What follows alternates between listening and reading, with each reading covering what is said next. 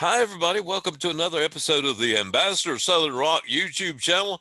I'm your host, Michael Buffalo Smith. As always, thank you for watching. I would like to ask you to please subscribe to this channel. I know you hear that from everybody. I know. But all you got to do is hit the little red button. It's very unobtrusive. You'll get an email anytime that we post a new episode, and that's it. We will never sell your information to Russia or anything, so don't worry about that. Don't worry about Putin, getting your email address or anything like that. Although if he offers, well, never mind. Yeah, it depends how much he offers. Yeah. I want to welcome back to the program my buddy, my brother from another mother. This is a fellow named Duane Fields, but we call him Rebel. He lives up in the North Carolina. I'm in the South Carolina, and it's all Carolina. So, and Carolina is good, right? Yes, sir. Carolina nothing could be finer than to be in Carolina. In the morning, afternoon, and the evening, especially at supper time. Depends on what's on the grill, right? Like a good fish stew. Yes, sir. Good fish stew. I like to grill out, though, man. I'm ready to do that this spring, man. I'm ready to grill out again and be out there in the air. And oh man, I love it. I love the smell of flesh cooking on the grill. Oh yeah, animal flesh. But yeah, it's good stuff. I could never be a vegetarian. I've tried, but I'm just a carnivore. I'm sorry. It's just all the circle of life. The circle of life. Today we're talking about great singers, aka vocalists of Southern rock. Now, I want to preface this by saying that when Rebel told me his list, I said, wait a minute, that's my list. So, I mean, it's pretty much the same. But so what I've done, we both realized that 5 is not nearly enough. So took Rebel's 5, and then I picked 5 additional. And you could probably name about 20 more, really. Oh, yeah. But we're just going to go with first ones that come to mind, like that. And I'm going to do the gentlemanly thing, and I'm going to let Rebel go first and name one of his, and then we'll back and forth on that. You're always such a gentleman. I am. Thank you so much. And please tell everybody. Everybody, he's a gentleman and a scholar. A genital and a scallop. I didn't say genital. and a scallop. That was our old joke a long time ago. But anyway, your first one is? Well, my number 5 is from the first time I heard him, his first words were, hell yeah. Yeah. And I'm talking about Mr. Danny Joe Brown from Molly Hatchet. There you go. He just had a way of singing things that it was unlike anything I'd ever heard before. And by the way, have you heard the new singer that Molly Hatchet has since the passing of Phil McCormack? Yeah. Jimmy Elkins. Right. Sounds so much like Danny, doesn't he? He is like a carbon copy of Danny Joe. I mean, Danny Joe's an original. He always will be. Yeah, big time. And Elkins is a copy, but the little certain nuances that he hits on and the things he says, he copies from Danny Joe, like the hell yeah. Yeah. Burn these boys loose on you one time. I mean, he is as close as you could get. Close you get. Danny Joe. And even though the rest of the band is just a tribute band. Saw him in the video just the other day. I saw him in a video doing Bounty Hunter that part. Yeah, the album, $500 get your head blown off. Yeah, the album is Battleground. If you haven't heard it, go to Spotify, YouTube, somewhere, listen to it. Yeah, this dude is as great. Close as you can get, man. Well, I mean, I'll tell you, Molly Hatchet had never really had a bad singer. No, they haven't. I was so good at friends with Jimmy Farrar. God rest his soul. He was a wonderful guy. And nobody sang Mississippi. Even Leslie West didn't sing Mississippi Queen as good as Jimmy Farrar. And then, and then Phil, God love him, Phil McCormick, man, a guy, I loved him to death. He had so much stage presence and everything. But, I mean, he wasn't, nobody was Danny Joe except Danny Joe. But you're right, the new guy, I mean, it's not really new now, but 2019 when it came out. So yeah, pretty new. He's not brand spanking new, but he is, as close as it gets. Yeah, it's really good. I mean, they have a great sound, and I think Danny Joe Brown will be proud. Yeah, of what he's doing. Yeah, he probably would be, and yeah, exactly.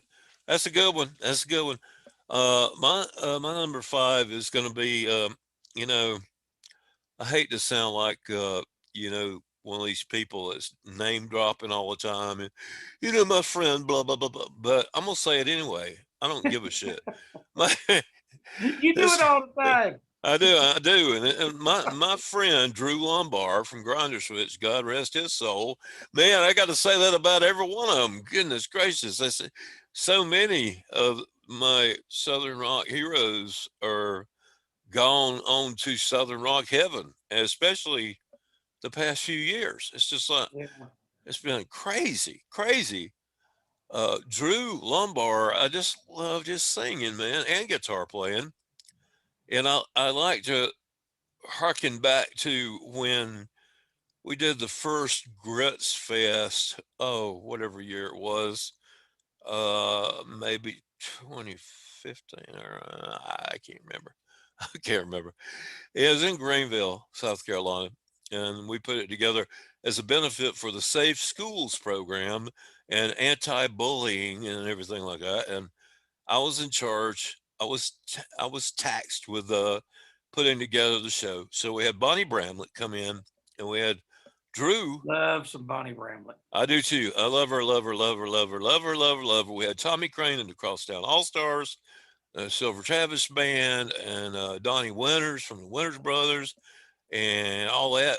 But we also had Drew, who drove from Jacksonville, Florida. Got a rental car, drove from Jacksonville, came up, played a gig, refused to take, I had allocated money to pay for gas and hotel and food for the ones, him and Bonnie, and the ones coming from far away. He wouldn't take a penny. He was like, no, put it back into the school program. Okay. He said, no, Michael, I wouldn't feel right, taking money when you're trying to raise money. That don't make any sense. And I was like, golly, there aren't many people like you, buddy. But anyway, it's something else. Drew Lumbar. Kiss the Blues Goodbye is one of the great ones. Oh gosh, there's so many. Red Wing. Oh, I love that song. Watermelon Time in Georgia. Yeah. That's one of my favorites right there, because I love me some watermelon. Yeah, me too. Yeah, well, Southern boys be loving watermelon. My grandpa used to have what we call watermelon slicings in the summer. Yep. And bring the neighbors in, and we'd slice up some watermelon, and I don't know. It's just like a damn salt shaker, and I'd slap it out of their hand. Yeah. That was me. Salt on my watermelon. That's me though. I'd be putting salt all over mine. My grandpa did that. He got me on that, and he also got me on that thing where you I don't know what you call it, tweak or whatever. You take the seeds, put it between your two fingers, and pop it like a bullet, I don't know. We just roll up our tongue and spit them at one another. Oh wow, there you go. That's the North Carolina version. Y'all spit. He's sitting up there in a pair of shorts with no shirt on and sweating and just and you could tell who won by how many seeds you had stuck to your. Man, you made me think about that stupid song that we both hate. Why did you do that? Oh, now it's in my chew tobacco, oh, spit. God. Oh. Spit. I hate that damn song. Oh God! Oh no! Now you got it in my head. There It you see. wasn't even there, and It is now, put it boy. in there. Oh, It's right in there, man. I tell you, just if you want to purge it out of your mind, just start thinking "Baby Shark, Baby Shark." oh God! Now they're both floating around in there. Chew Baby Shark, Chew Baby Shark. Okay, well, Drew Lumbar, your next one is Oh, my next one is a tie ta between da ta da. two two singers that shared vocals from the same band, Oh, Mr. Toy Caldwell and Mr. Doug Gray. all right now, I guess Spartanburg, we could South do a Carolina, song. representing. Yes, sir, representing. um, Toy, his rendition of the live version of "Can't You See" is just it's just awesome, man. And all the Doug Gray, whatever he did, rambling, Oh and that Lord, towards the end, whenever he had to squeeze his testicles to get that. Can I say testicles? you say anything? Okay, well, anything.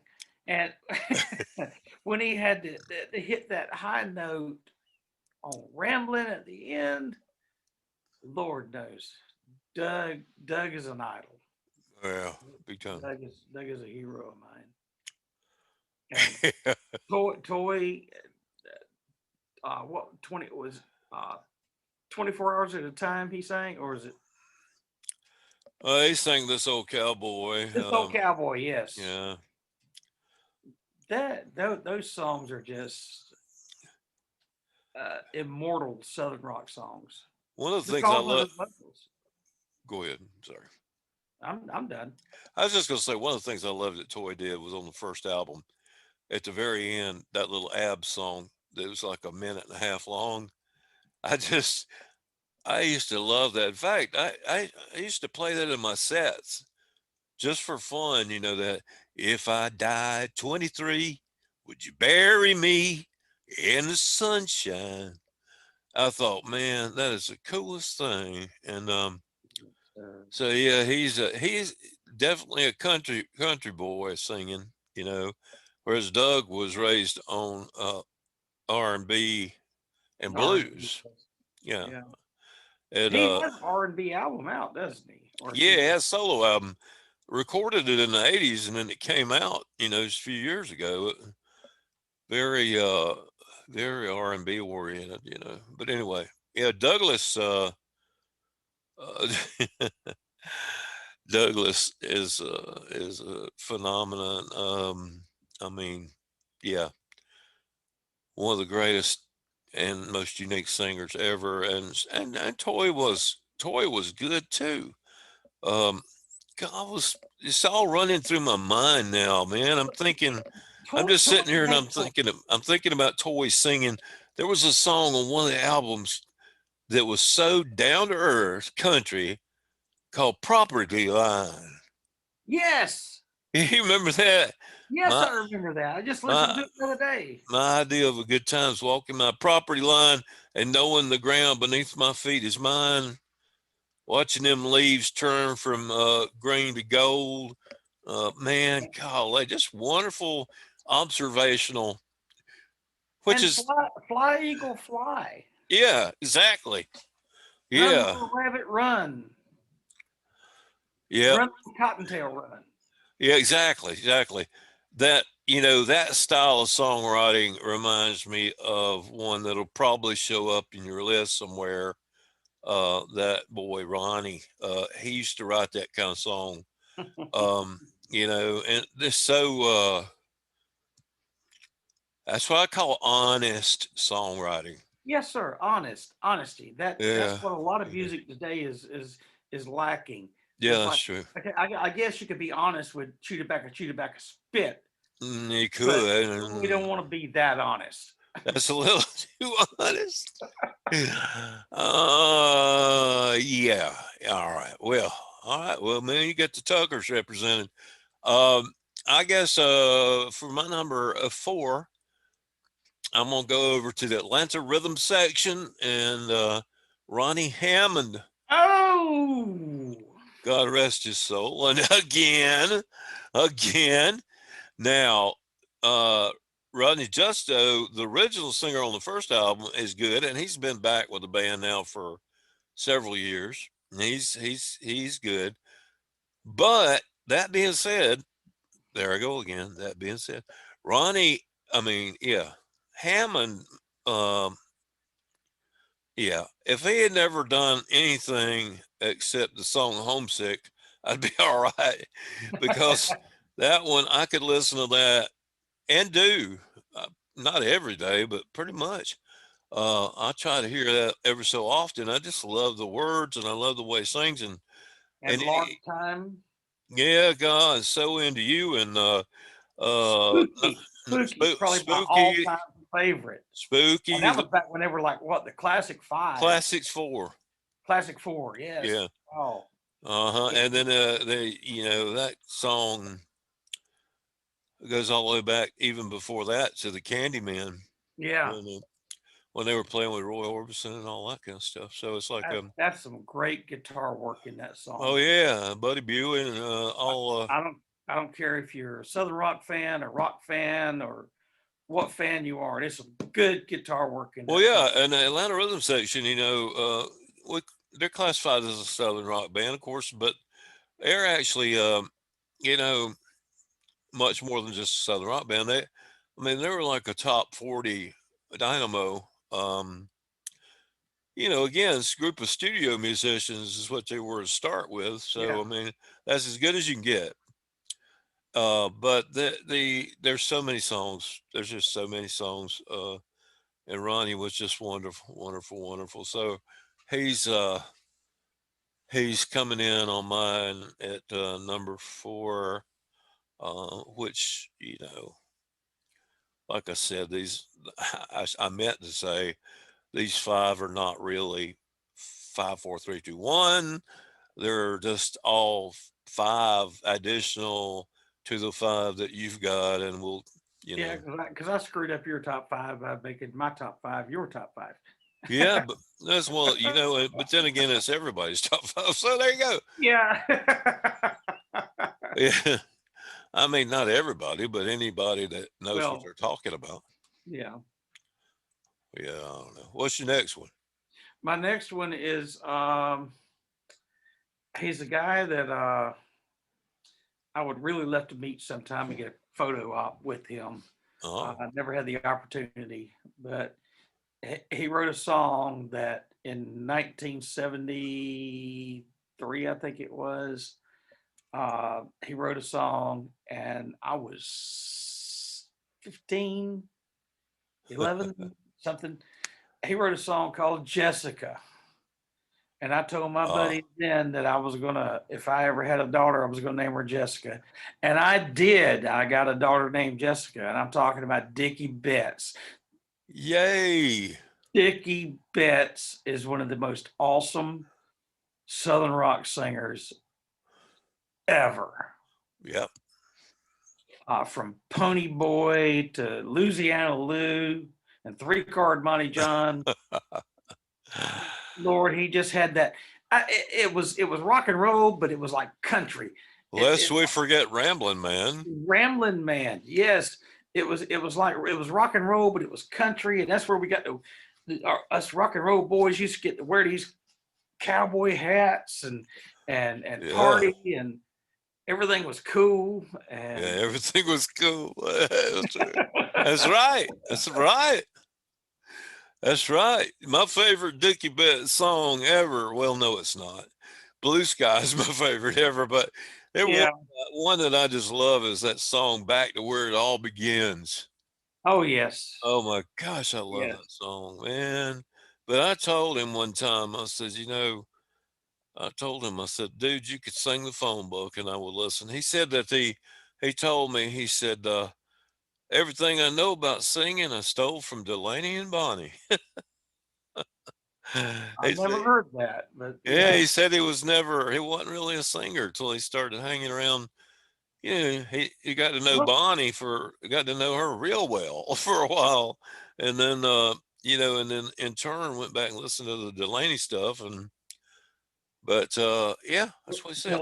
Delaney said the same thing about Eric Clapton. Yeah, that's right. Yeah, that's right. Eric Clapton never come out of his shell and wanted to be a singer, and Delaney kind of dragged him out of his shell and made him Yeah, sing. yeah, that's true. Exactly. Delaney was a Thank you, Delaney. Thank you, Delaney. yeah, he was that guy was a major conduit in rock and roll, of On connect, some and just level. there's so many people from Graham Parsons to Joe Cocker, Duane Allman to George Harrison. I mean, it's Janis just all, Joplin, yeah, Janice, and it all tied together through Delaney. So wow, woo. he was And he's not. definitely And what's the crime? The biggest crime in the freaking world. they I ain't hope. the Rock and Roll Hall of Fame. Yeah, I was going to say, Jan Winter, listen to me, read my lips. Delaney and Bonnie into the Rock and Roll Hall of Fame.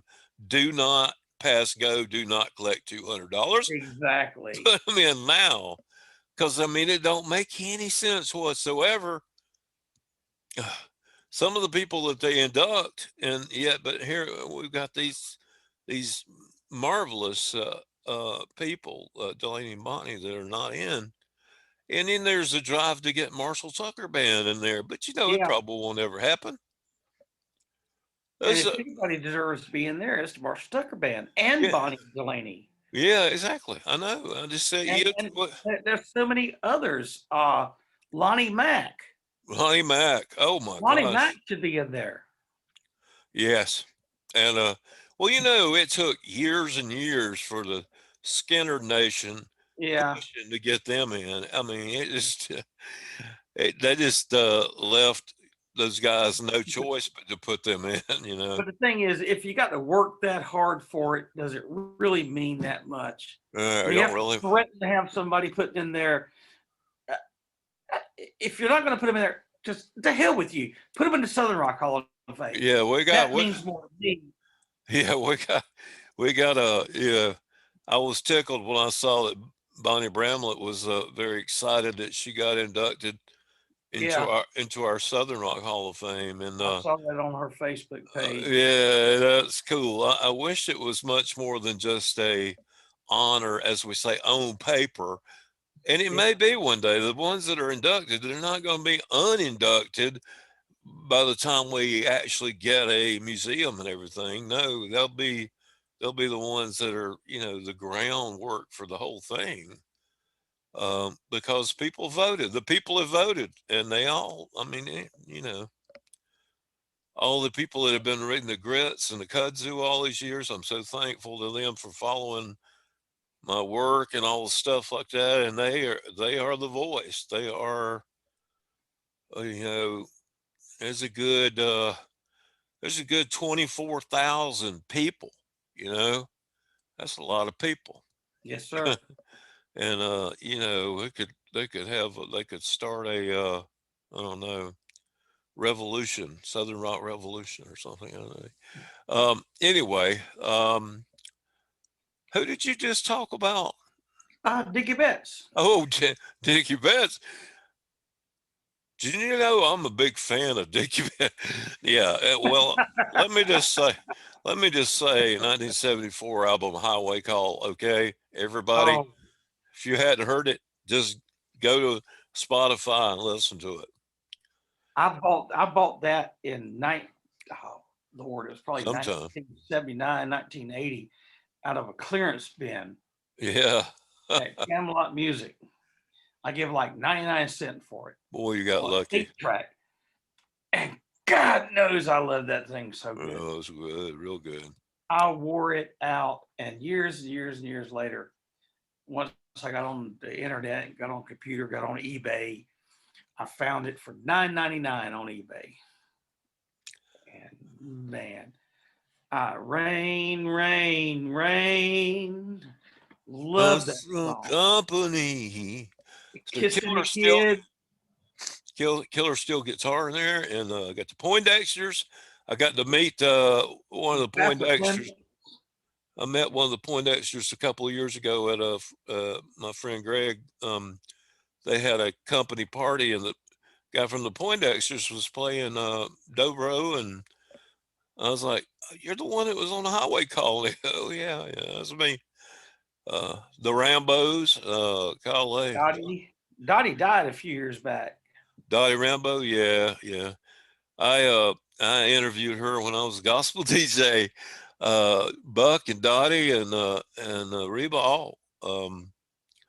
I was I used to be a gospel DJ in Travelers Rest, South Carolina, and we played Southern gospel, or I did.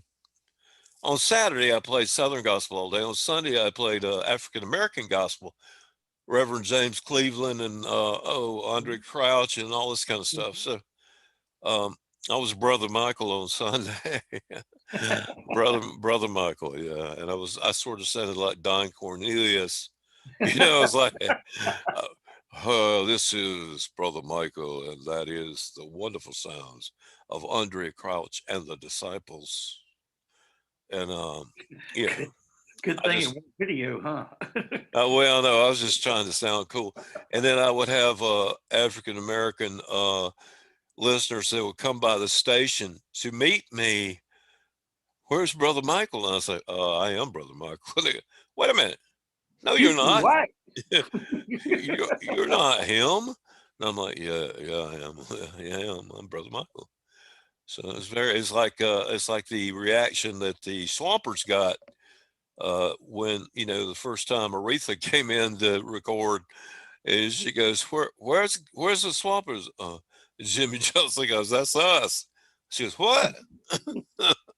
Y'all white? Bunch of rednecks, bunch of white rednecks. That's funny. That's so funny. But the great thing about musicians is great musicians like that. All of us. I'm not a great musician. I'm a musician, so I'll say the same thing. We never even think about color lines at all. It's music's good. It doesn't matter if the person playing it is black, white, or green, or purple, like Prince. Or it's like Duane Allman whenever he talked Wilson Pickett into doing Hey Jude. Yeah. Wilson Pickett didn't want to do it. Wicked Pickett, man. He's like, no, man, no. Let me show you. And he showed him, and he's like, and that kind of guitar on rhythm and blues at that time had never been heard before. That's true. And it was accepted. And if you've never heard it, go back and listen. Yeah. On Spotify, YouTube, somewhere. Find that guitar work Duane Allman did on Wilson Pickett's version of Hey Jude. That's true. That even inspired Eric Clapton. That's true. Oh, man, nothing. I mean, to hear it now, it sounds like mundane. But if you put your mindset back in that day, nothing like that had really ever been done before. What's so cool? I'm sorry. I'm a little passionate about it. No, I am. I'm very well. That's so good. I am too. Well, let's get passionate together. Pickett, Wicked Pickett, Wilson Pickett, we called him Wicked Pickett because he had a temper. I mean, a real temper. But he, he's the one. Basically, the Sky Dog name is because of him, because he called Duane Skyman. Yeah. And and they've been calling him Dog because he looked like an Afghan hound. With the chops and everything. And then so then they combined them because Pickett was calling him Skyman. Man, you just Skyman, you're taking it on out there. It's like, yeah, well, but I digress. I could talk about Duane Allman until I'm purple in the face. Yeah, you and me both. He's just the greatest. But my next singer, I can't believe of all he named two so far. And what has this been, about 3 hours so far? You've done 3, I think, haven't you?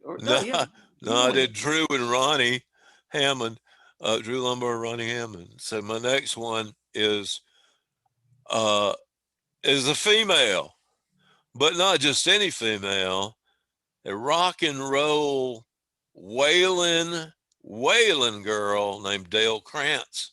Yes, from the sir. Rosington Collins Band, who is now, for many years now, Mrs. Rosington, Dale Krantz Rosington. Just listen to Dale Whale. I like that. Dale, listen to Dale Whale on Prime Time. Are you ready for the big bad boys? Don't misunderstand me. And don't misunderstand me, baby. You got what it takes. Duet with Barely Harwood. Yeah, Yes, sir. that's right. Good feller, really good guy. She has got that gravelly, whiskey-soaked voice that just, yeah. oh, if it will turn you on, I don't know what will, man. I know. And then not to mention the fact she was easy on the eyes back then too. Yeah. She looked good. I picked a picture to put up during this show. You know, I'm going to have pictures superimposed over my face, not yours, but over my. Well, you really have some over mine too. Yeah, but I got a picture of Dale, and I was like, yeah, she used to, like drape all these things, like a kind of a Stevie Nicks kind of thing, all these different garments and all. So the real rock and roll clothes is what I'm trying to say. But anyway, Dale Krantz, okay,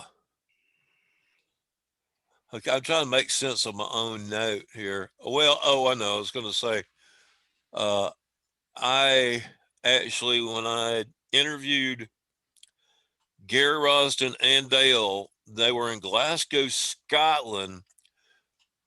Couldn't interview them while they were in Atlanta where they lived. I had to wait till they were in Scotland and interview them long distance. I don't know why, but anyway, I told both of them. I said I feel like Dale should be out front singing, not just backup singer. I feel like she should.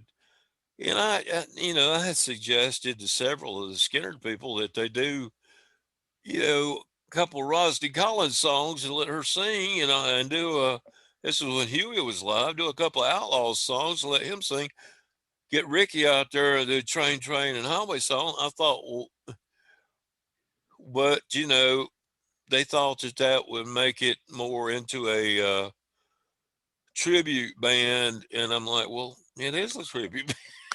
It is a tribute band. I mean, that's what it is. What's been ever since 1987. Yeah. But yes. Anyway, Dale Krantz, your next one coming up is who? Oh Lord, my next one. He's the male whiskey-soaked, gravelly-voiced star of Southern rock, and I know you know who. I know you know who I'm talking about, Mr. Gregg Allman. Yeah, one of a kind. Moment of silence. One of a kind. One of a kind. The dude just nailed it on so many songs. Midnight Rider. Yeah. Floating Bridge. Whipping Post. Oh, Whipping Post. Yes. Just, he was the first voice of Southern rock. He comes in on my number 2 because I have another favorite that we'll talk about when I get to number 1. Yeah. And I think you know who that is. Have no idea. Have no idea. Well, I'll say this about Gregg Allman. He was the blackest white man I've ever seen in my life. Yes. He had soul to spare. The whitest blue-eyed soul singer. Yeah, man, God Almighty. The blackest blue-eyed soul singer. Yeah, well, okay. Careful now, we don't want to be considered racist. No, we don't. I mean, anything at all that you say. I'm trying to be congratulatory to everybody, but you never know how somebody's going to take some shit. I know, not these days. That's the truth. Well, I mean, Gregg Allman, King of the World Master. Mr. Potato Head's got a stay of execution, from what I understand. He's still going to be Mr. Potato Head, and not just Potato Head. Oh, good. Okay. A stay of execution. That's good, because I was worried about that. I was afraid they were going to give him the chair and create some French fries. Yeah. That's pretty good, wasn't it? Yeah, you can steal that joke if you want to. My next one is a tie, but it's a tie between two guys from the Outlaws, Huey Thomason and Henry Paul. Oh, yes. Because Huey had one of the greatest rock and roll voices to me on Hurry, Sundown, and Greengrass and High Tides, and Ghost Riders, etc. Henry Paul, I love Henry. He's a friend of mine. I always describe his voice as having a teardrop in his voice. He sounds like he's on the verge of crying or something. It's just a unique style that he's got. And I will highly recommend the two most recent Outlaws albums. Yes. It's about pride, and then of course Dixie Highway, which the Dixie Highway record is it's Southern rock as you're gonna get. I mean, it's Southern rock. It sounds like it came right out of 1976. It does. So good. I'm so proud of my buddy Steve Grisham, who's back in there. I knew him during the interim when he wasn't with the Outlaws, when he was playing with a band called Ghost Riders with Phil Stokes and some of those guys. Now, wasn't he in a band called Red Wing? Oh, he might have been. I'm not sure about that. There was one called Gone South with Tommy Crane that he was in, Steve Grisham, and I don't know, that might have lasted about 5 minutes. I've got the publicity picture over here, but yes. They were so many interchangeable parts there for a while, it's just guys going left and right and playing different places.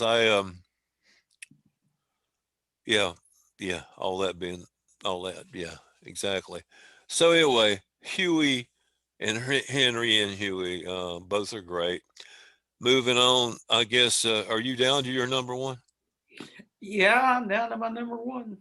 Well, I've got one after that, but once again, folks, just remember, that doesn't mean that my number one trumps his number one, because his number one is probably also my number one. So there you go.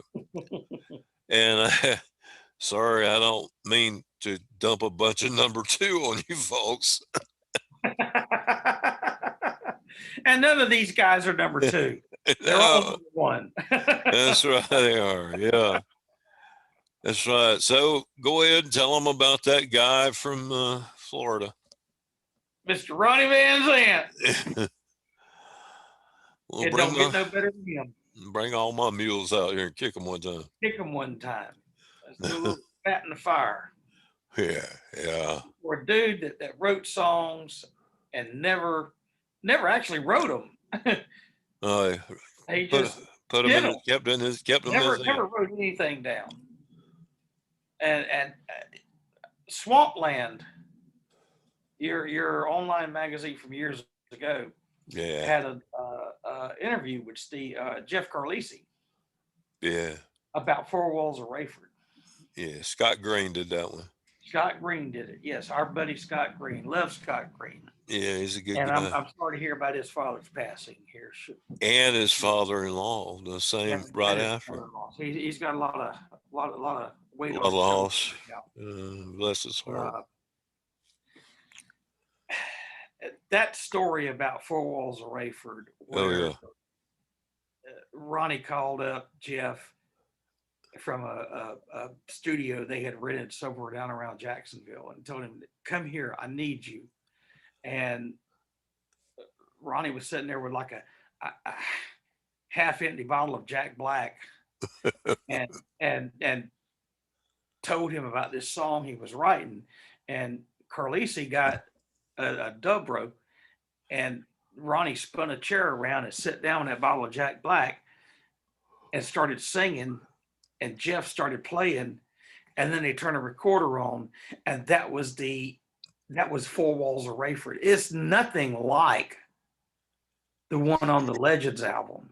Nothing, because they overdubbed the drums, the piano, and other guitars in it. But the one, it's on the box set, Leonard Skinner's box set. Yeah, that one song's worth the price of admission to buy the box. Because I never knew about that. I mean, I listened to it, but I didn't pay any attention to it. And when I read that article in Swampland, I went and dug out my box set and played it. And I swear to God, the hair on the back of my neck and my arm stood up. Oh, yeah. No, I believe it. I was the same way. Yeah. Because I never realized it was a different, a different version. It's the same song, but it's just on the Legends album, they overdubbed drums, piano, and all this other stuff on it. But the one on the box set, it was just all natural. Yeah. 3 o'clock in the morning at a studio in Jacksonville, Florida, just Ronnie, Jeff, and somebody behind the recording unit. Yeah. Well, yeah. When you mentioned that box set, I remember when I got it when it came out, and there's so many box sets and things like that, and some are good and some aren't. But that one, they got it right. They got it right. I mean, I could put those discs on back to back and just listen to them all day. I mean, it's just like collectibles. Yeah, really, really, really good stuff. And the book, I love it when they do a really good book in there. Oh yeah. There's lots of info and stuff, so that's cool. No folks. There's like 5 versions of I can't think of the name of the song now. One of them. Go ahead. Yeah. See, this is what happens when you get 2 old guys on video. I can think of some of the lyrics.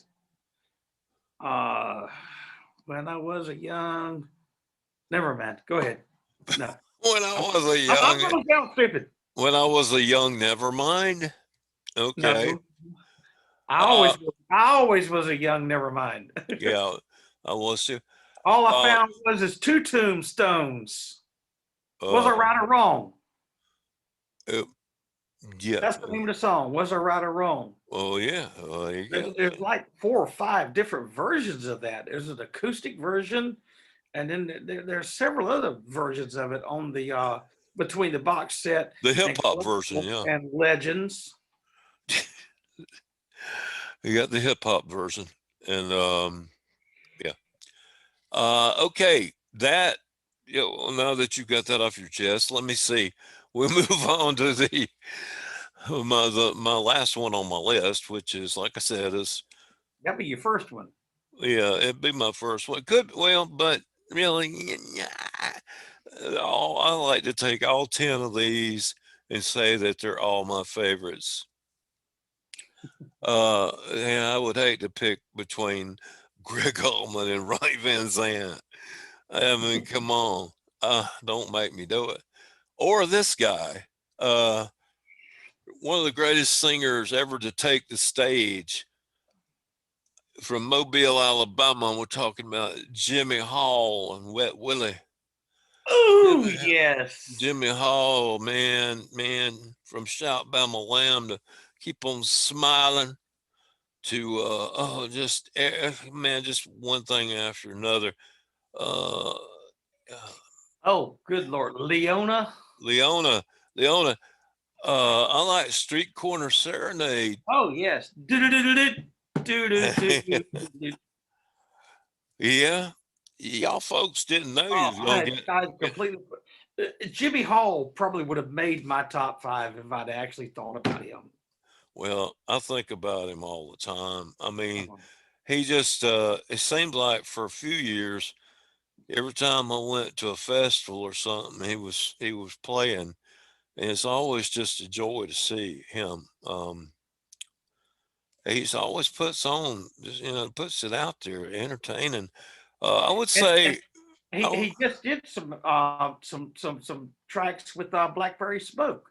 yeah, that's right for the Capricorn. Capricorn. Yeah, yeah, sure did. And He still got it. well, yeah, well, he looks at it. He's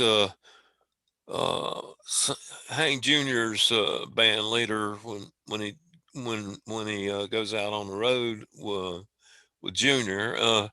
Then he does all these gigs with Jeff Beck, mostly over in Europe, and and then he's got Wet Willie, and then he's got his solo things, and then he's got the Mighty Jeremiahs with Greg Yeah. Martin and doing Christian type stuff, and but he's so good. And I would say to recommend, I would say Left Coast Live is one of the greatest.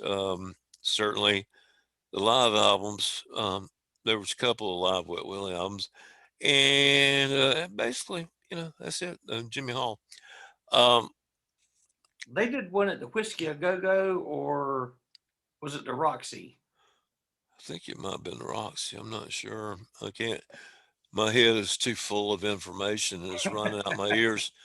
Uh, Honorable mentions I'm gonna toss out just because I would be remiss not to mention my friend the Queen Bonnie Bramlett.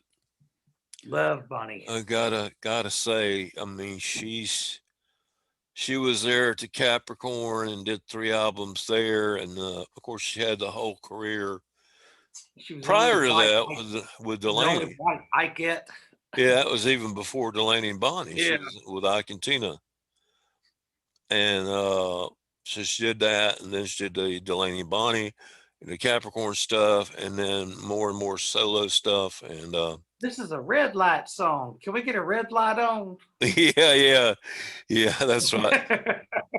Yeah, I mean that's her right there. I mean, Bonnie. I remember she was at the Grits Fest and she was like telling the lighting guy, just like, "Can you turn that light down just a little bit, honey? Can you turn that light down just a little bit? It's a little too bright."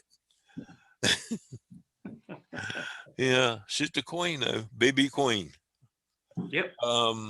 So anyway, Bonnie, I was going to mention 2 guys in the same band that I thought were great singers, Don Barnes and Donnie Van Zant of 38 Yes, Special.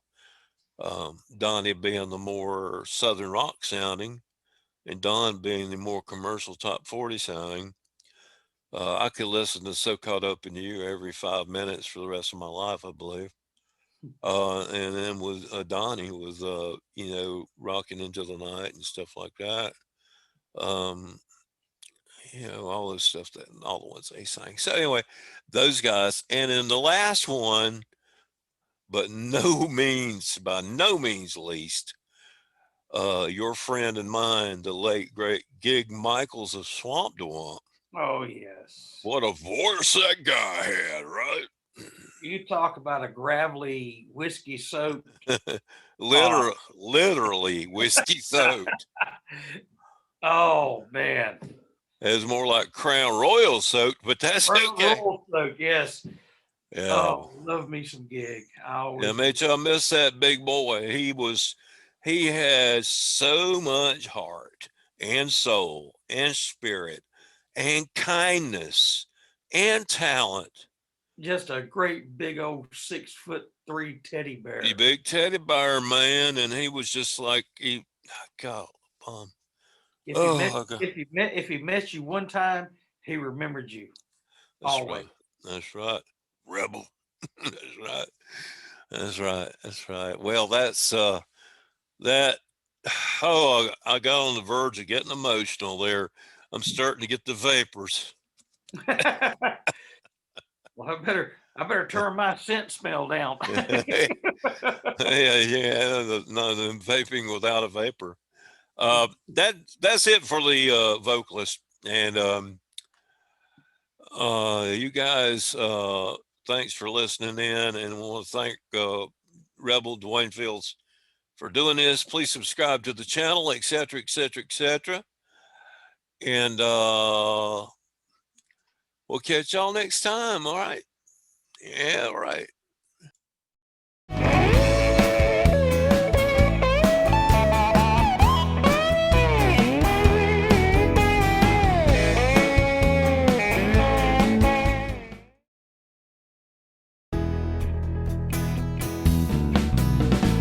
Making it back to Macon.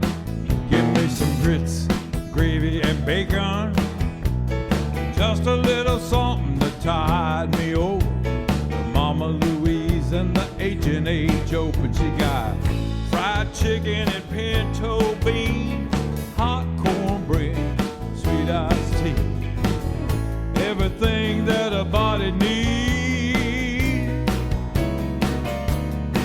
That's why I'm making it back to Macon. Give me some grits, gravy, and bacon. Just a little something to hold me over till Mama Louise and the H&H